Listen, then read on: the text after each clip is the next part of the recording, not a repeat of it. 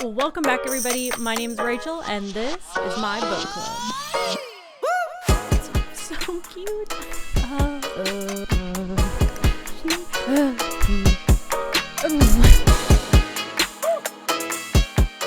I was gonna wait to record this video.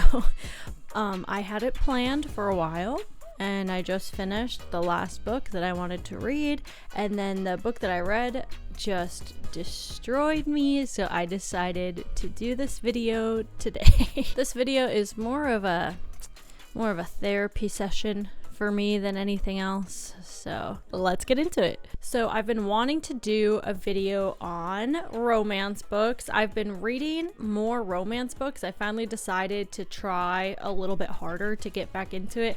I knew eventually I would find something that I would like. It's just some of the romances I've read recently were not that good. And then before that, I probably didn't read just a regular, like, not fantasy romance since I was in high school. Actually, the last book I read is probably this one down here, The Summer I Turned Pretty trilogy. But that was kind of like the last style of romance I read, definitely more young adult and like high school romance. And so it took me a while to get into more adult romance books. And so in order to get back into romance, I was reading some Emily Henry books. Obviously, she is like the romance author. I see her stuff everywhere, and so I figured that would be a good place to start. And so I read a few Emily Henry books, and I also read Part of Your World by Abby Jimenez for this video that I was planning on doing.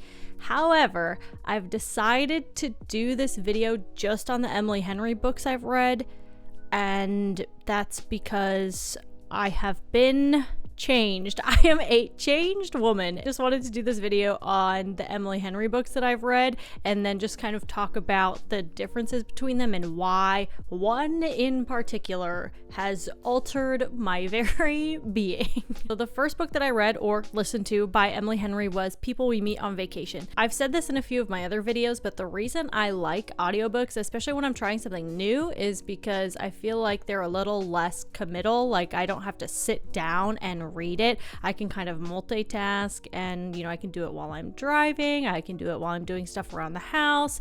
Every once in a while when I'm at work, I will put my earbuds in and I'll listen to it at work. And so it feels like an easier way to kind of get through the content, which is nice for me because then I feel like I'm not using up these hours that I could be doing something else, just in case I don't like it. And so I listened to People We Meet on Vacation, and I really enjoyed it. People We Meet on Vacation is a story about Alex and Poppy, and they are best friends from college, and they've been going on these trips and vacations every summer because they're so close and they love traveling together, but they're just best friends. They're only besties, nothing more. And of course, they kind of have these growing feelings for each other as they get older, but also at the same time, they're also both growing as individual people, forging very separate paths. And then this summer vacation is kind of like their opportunity where they get to come together and be best friends again for a week or whatever. Of course, the whole thing is about how they come to terms with how they feel about each other, and they have a little bit of friend drama. I'm gonna try and keep this video spoiler free, so we're not gonna go into crazy details. But Poppy and Alex go on this kind of final vacation where Poppy feels like their friendship is slipping away, and this is her last chance to kind of get to really solidify their friendship. And of course, on this vacation, things keep going wrong, and she's just trying to keep it this really upbeat, fun vacation where they can be besties together. And then through all of these things that keep going wrong on the vacation, they kind of get a little closer, and they're both clearly suppressing feelings for each other until you get to that breaking point where they're kind of forced to acknowledge that there's something between them. And I really enjoyed this book. I thought Poppy and Alex together were very, very cute, and this is at the bottom of the 3 Emily Henry books that I read, only because I feel like I related and kind of sympathized with Alex and Poppy the least between the 3 books that I read. I think that the story was really cute, and I'm really happy that I decided to read that one first, because I think if I had read these other 2 that I had read, before, I would have been more disappointed by this one. It wasn't bad at all. It just didn't hit me the same way that the other two did. Alex and Poppy are super cute together. Alex is just like this super sweet, supportive, you know, he does everything he can to be there for Poppy regardless of how he feels about her, and it's very sweet to kind of watch them try and come together and work through things that they've been through because they've been friends for so long. Something I've noticed in 2 of the 3 of these especially, there was always one thing that kind of bothered me. In this one, it was just the overemphasis on how much Poppy loves Alex's pouty face. I don't know. It was just like that one thing that kept coming up, and I'd be like, it was just like a little bit cringy and not my favorite, and it kept coming up. Other than that, there was no major flaws. I mean, the conflict between the 2 of them was just mainly that they're not coming to terms with the fact that there's more between them. It was a lot better than I thought it would be. A lot of the times that kind of denying feelings trope, you know, they're best friends, so they're denying feelings for each other. That trope kind of gets old for me, only because it is often so obvious and it's such a like thinly veiled conflict to have your story revolve around that I feel like they're often not executed very well. However, in this one, I thought it was quite good, and they both have other relationships that are happening in the background, and they're both clearly happy with certain aspects of their lives that are independent from the other person.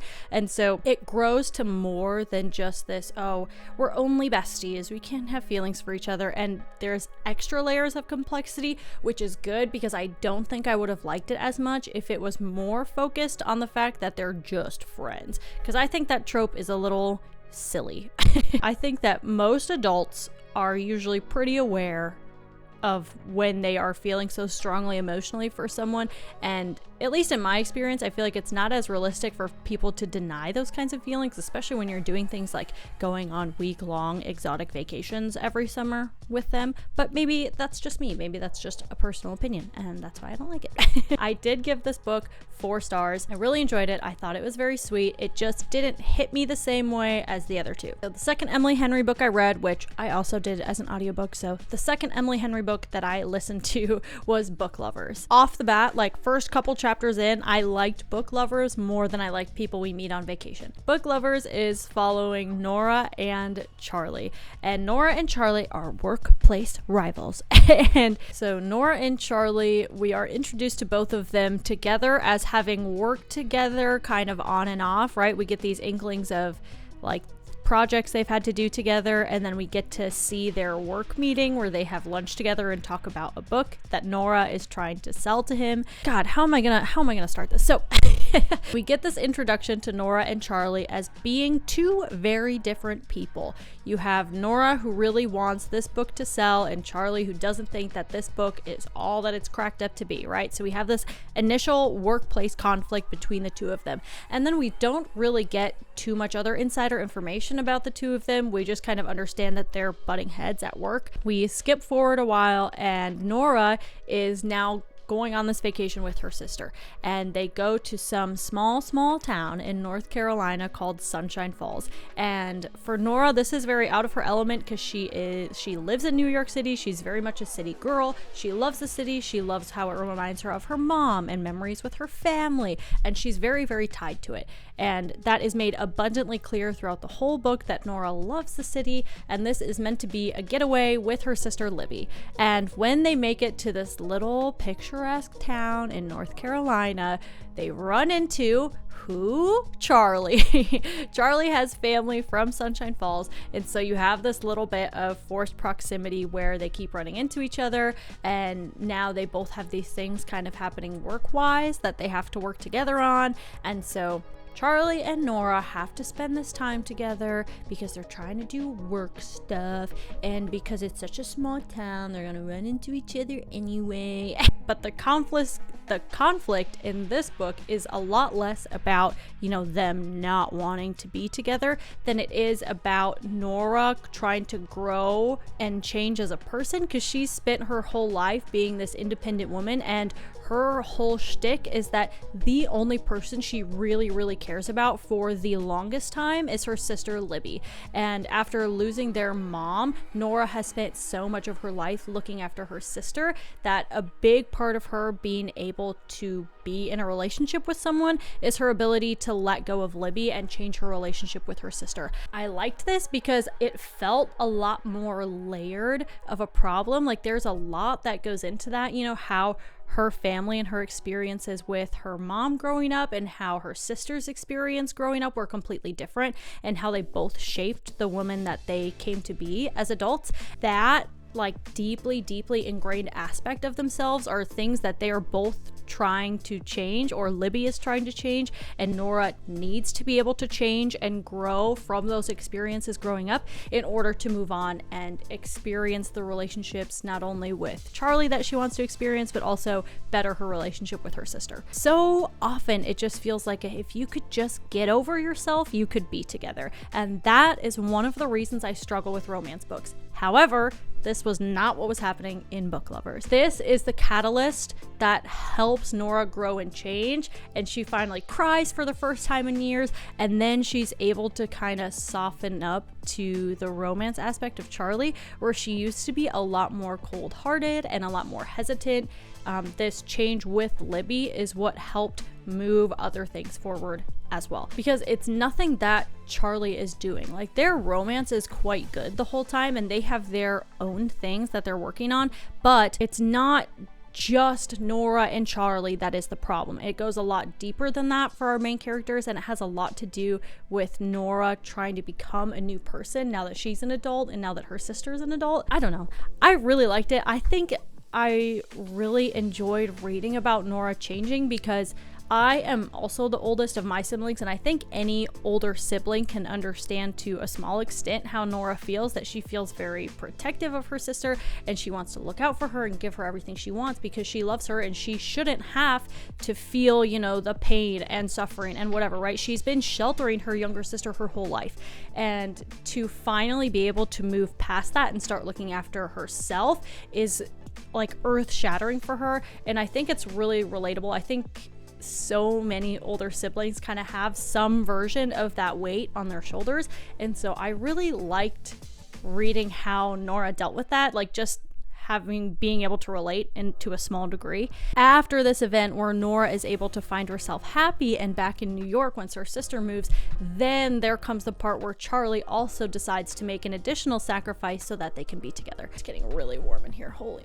moly. So warm. Okay. And I did like Charlie more as a character. Alex from People We Meet on Vacation, he's like very stoic and fairly serious, and Poppy and Alex have pretty good banter, but I just enjoyed Charlie and Nora more, right? Charlie is still like fairly serious, but his banter and his sarcasm is hilarious, and I just liked the extra edge that Emily Henry gave to Charlie as a character. I just liked him a lot more personally, and Nora was very fun. And yeah, so just overall, I would say I got the same kind of bubbly, happy feelings that People We Meet on Vacation gave me, but I was just more invested in the complex conflicts that were going on, as well as just enjoying the characters overall more. And so I did give that one 4 stars as well. I, you know, cried a little bit in both of those books, and they were good. And it's just that nothing rocked my world. I was told, I have seen reviews specifically saying that Book Lovers was just ruined some people, just made them sob and cry, and they loved it. And I just didn't quite reach that point. I cried, absolutely. Oh, absolutely, I cried. It just didn't hit me quite as hard. And that is where we get into the third one. This is Beach Read by Emily Henry. My friend Morgan lent this to me. Thank you, Morgan. My life is forever changed. I just finished this book yesterday. I was not expecting to finish this book that soon with how much I've been working, but I couldn't stop. This book is so good. In my opinion, this book is several miles ahead of book lovers and people we meet on vacation. From the get-go, I was more invested. I think the whole introduction, like the first few chapters, were a little more punchy, and so I fell into the story, I think, a lot quicker in this one. In Beach Read, we are following January and Gus. And January's father has passed away, and she's moving into his second home that he owns in Michigan. And she's moving there because she doesn't have any money for an apartment or anything at the moment, so she's moving into this house in order to finish this book that she's writing so she can kind of get back on her feet. Immediately we get the story of how she's been very reluctant to go to this house, and she hasn't had any closure from this. She hasn't gotten any information from her mom, which is really what she's looking for, that she needs answers from either of her parents on what was going on before he passed away. We get a lot of stories about how growing up her mom had cancer, and then she went into remission, and then she had cancer again and she went into remission, and all these things were happening, but at the end of the day her family was always able to come out happy, celebrating, going to dinner, enjoying going out on the water and things like that. So at the end of the day there was always a happy ending, and right away we know that this is January's main internal conflict, is that her whole life she's been led to believe that you can always have that happy ending. You can kind of manifest that happy ending for yourself. There's always romance, there's always something to look forward to. If you can just keep going, you'll make it to that happy ending. But now her father has passed away, and she's left with the knowledge that he was not loyal to her mom, and she's kind of stuck with that without being able to see how there's a happy ending because now he's gone. And so she's going through all of these internal feelings, and she has to now live in this house in Michigan where he was on these business trips. I think the reason that it was so gripping right away is because in the other two books that I read, both Poppy and Nora were kind of in a pretty good place from the start. Poppy had some stuff going on, right? But she was not really acknowledging it.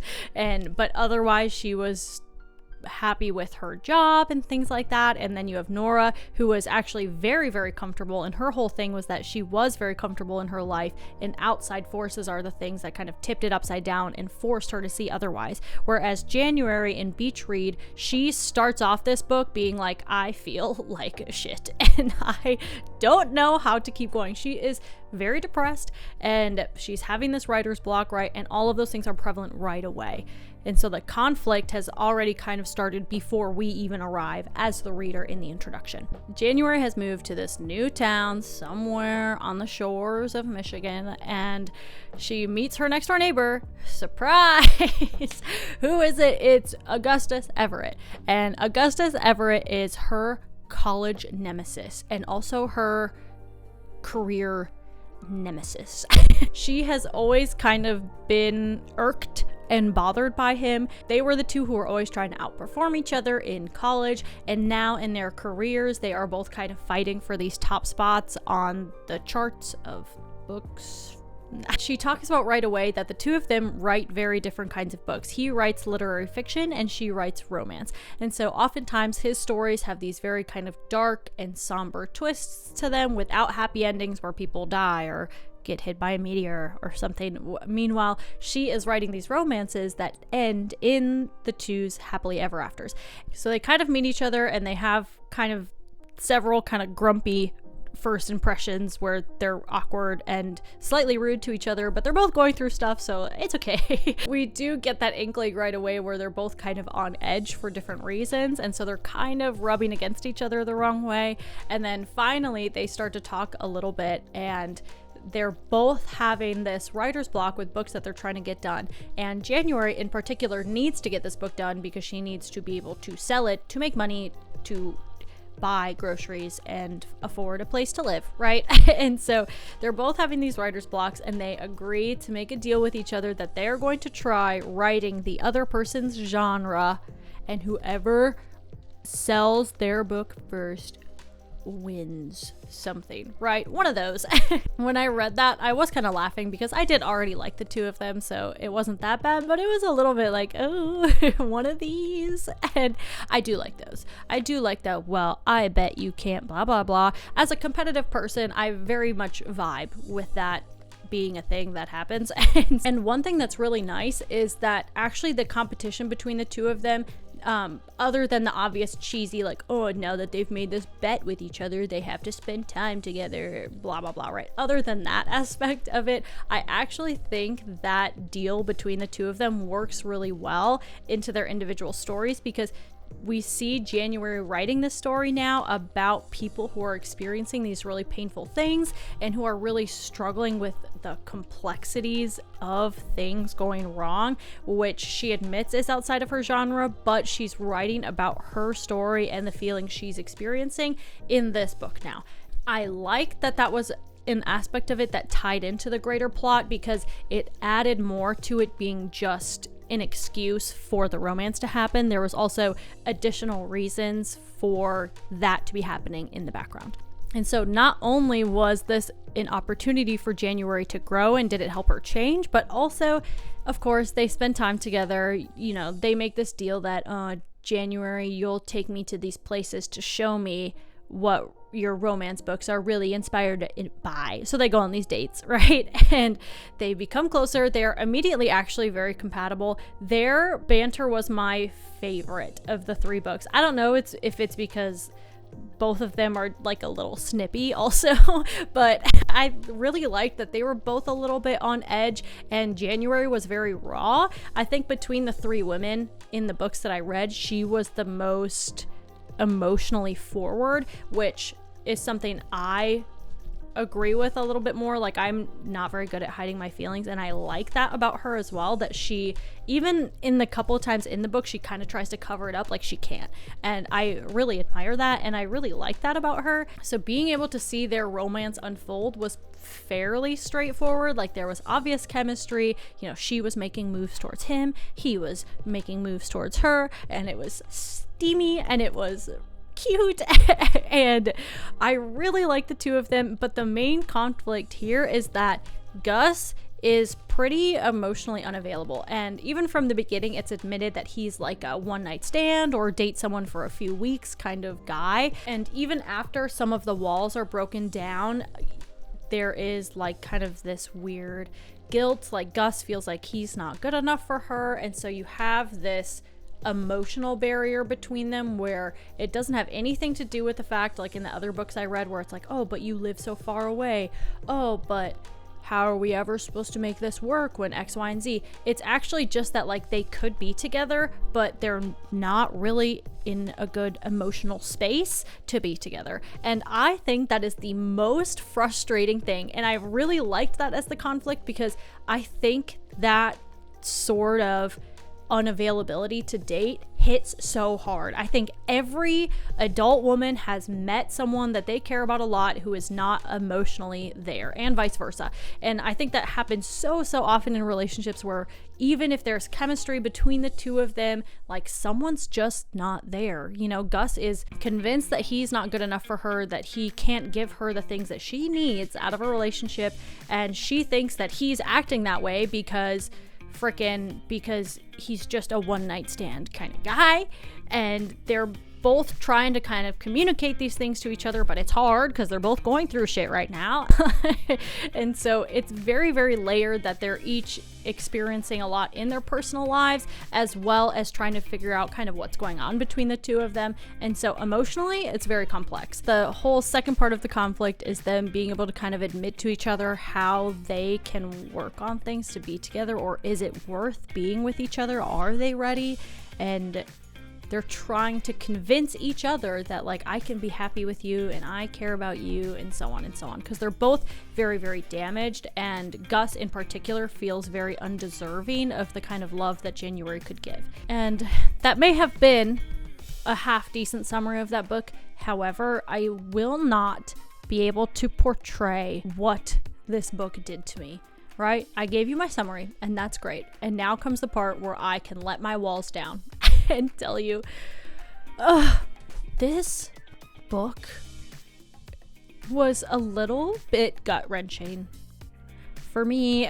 There was several times, especially in the last maybe third or quarter of the book, where I was sitting at the table reading, and I was actually like like, ooh, like, ooh, ooh. I have thought about this since 3 a.m. last night when I decided I was going to record this video. I don't have the vocabulary to explain that gut drop feeling of reading this book. It hurt. This book hurt me, actually, and gave me a little bit of heartache and a little bit of nausea.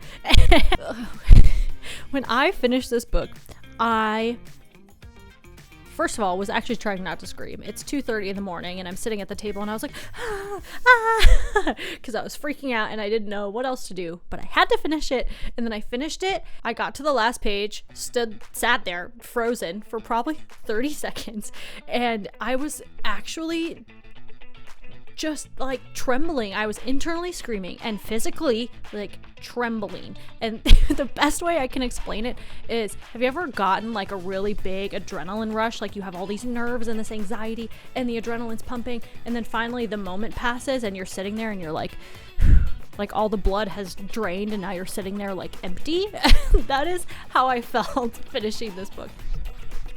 And the way that Emily Henry kind of talks about trauma and kind of this everlasting pain and heartbreak that you can experience in life, I think can speak to everyone. I felt so seen, and I felt like emotions were being like dug up that I haven't felt in a long time. Watching January and Gus deal with the things that they've had to deal with was terrible, just in the sense that I think anyone can understand that, is that we see as readers that terrible feeling that they're feeling, and that gut-wrenching feeling that nothing's ever going to get better and that you don't have answers. I think everyone experiences something like that at some point, no matter what it's about, and it is so horrible to read in the best way. And I actually think it's very healing for me.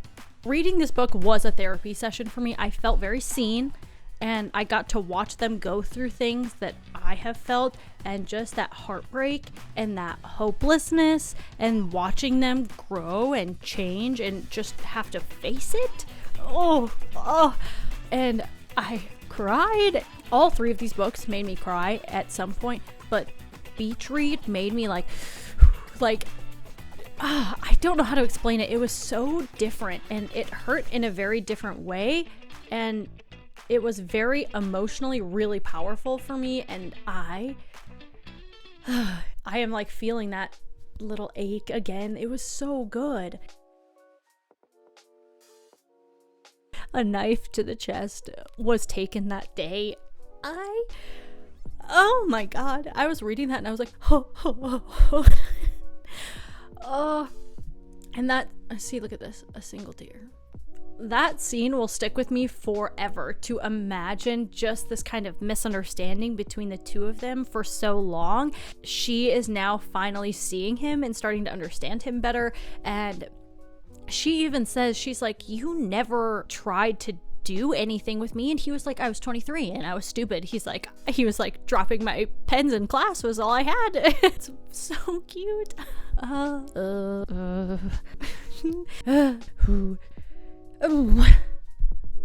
am not explaining this book well at all. I am just ridden with feelings, and I don't know how to explain it.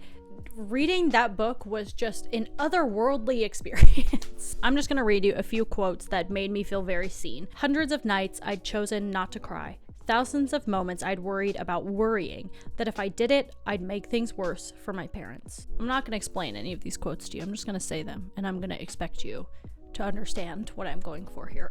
So this is a quote where January's talking about her relationship with Jacques. He fit so perfectly into the love story I'd imagined for myself that I mistook him for the love of my life. I loved that vulnerable excitement when he first caught sight of something that made him feel before he could cover it up. He looks at me like that sometimes. Heart melty. Okay. I wanted to scream, but all I could do was cry. I'd burned through all my anger, and fear was all that was left.